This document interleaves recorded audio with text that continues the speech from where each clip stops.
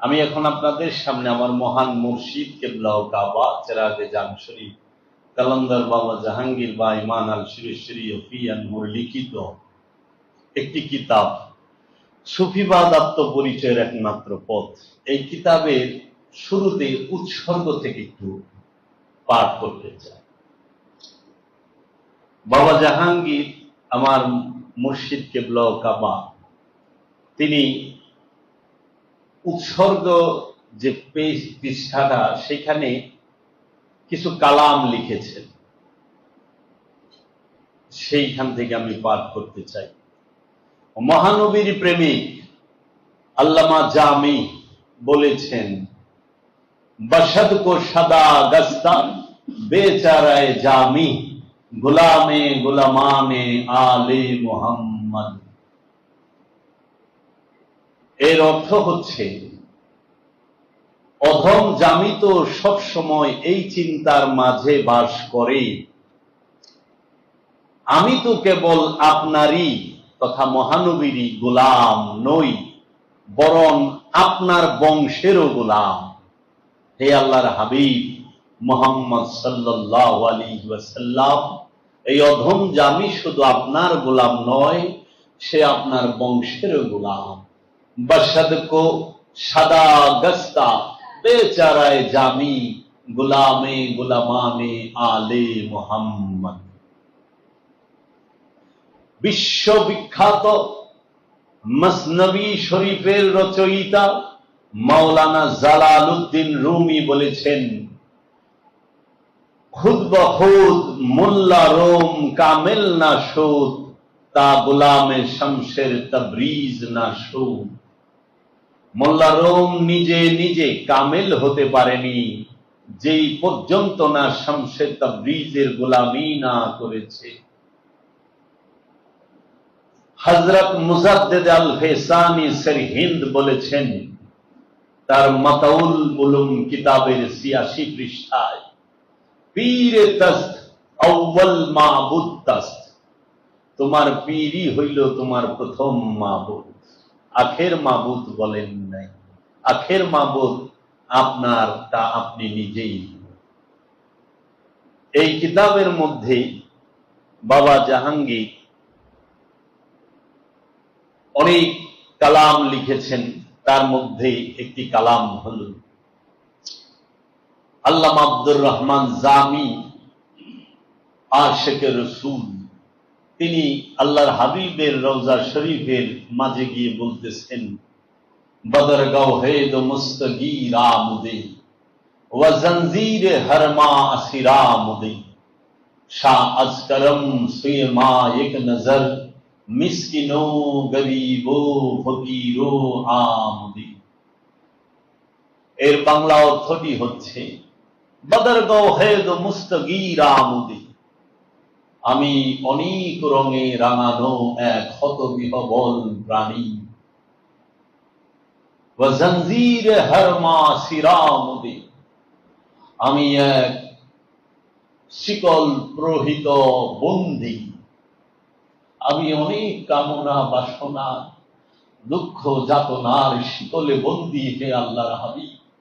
ডাইকা বলতেছে, শাহ আজগরম, হে মহারাজা ধীরাজ, ইয়া রাসূল আল্লাহ, ইয়া হাবিব আল্লাহ, সুয়ে মা এক নজর, আপনার রহমতের দৃষ্টিটা দিয়ে আপনি আমার দিকে একটা বার তাকান, হে আল্লাহর হাবিব।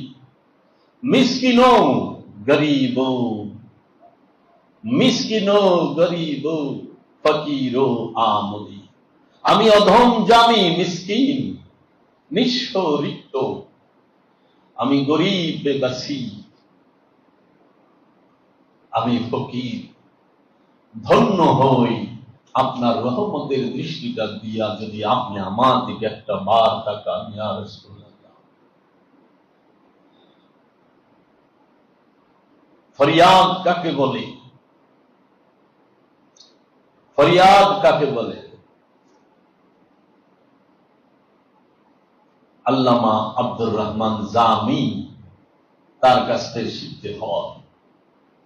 আল্লাহর হাবিব রাহমাতাল লিল আলামিন মদিনা শরীফের গভর্নরকে বারবার স্বপ্নে দেখিয়েছিলেন যে একজন আশেক, একজন লোক আসতেছে একটা ঝোলা কাঁধে করি, তার নাম জামি, তাকে আমার রোজার সামনে আসতে দিও না, আমার রোজার সামনে আসতে দিও না।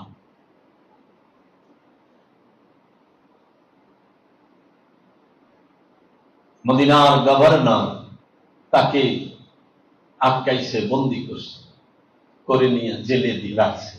আল্লাহর হাবিব আবার স্বপ্নে তার সামনে হাজির, তুমি তাকে কেন কারাগারে আটকাইছ? সে তো মুজরিম না, মুহিব, মুজরিম অপরাধী, মুহিব, বিশ্বপ্রেমী, সে মুহিব, অপরাধী নয়। তাকে ছেড়ে দিয়েছে। আবার সে আল্লাহর হাবিবের রোজায় আসার জন্য ওই লাকড়ির গাড়ির ভিতরে পলায়া ঢুকছে। আবার আল্লাহ রসুল বলতেছে আস্তে আস্তে থামাও, আবার থামাইছে, এইরকম ভাবে তিনবার থামাইছে। তখন বলছে ইয়া রাসূলুল্লাহ, আমার বেয়াদবি মাফ করবেন। সে এমন কি পাপ করেছে যে আপনি রাহমাতাল লিল আলামিনের কাছে সে আসতে পারে না, আপনি আপনার কাছে আসা থেকে তাকে থামিয়ে দিচ্ছেন, ফিরিয়ে দিচ্ছেন। তখন বলছে ও কোনো ভুল করে নাই, ও বেয়াদবি করে নাই, ও মুহিব, বিশ্বপ্রেমী।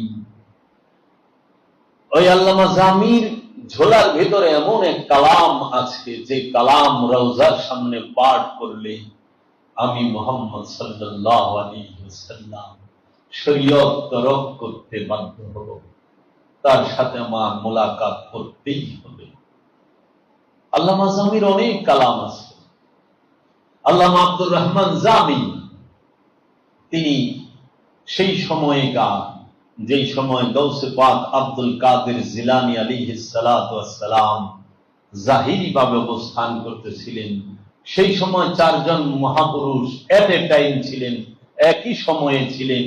প্রথমে গৌসে পাক আব্দুল কাদের জিলানী আলাইহিস সালাতু ওয়াস সালাম, তারপরে বাবা হযরত আহমদ রেফাই,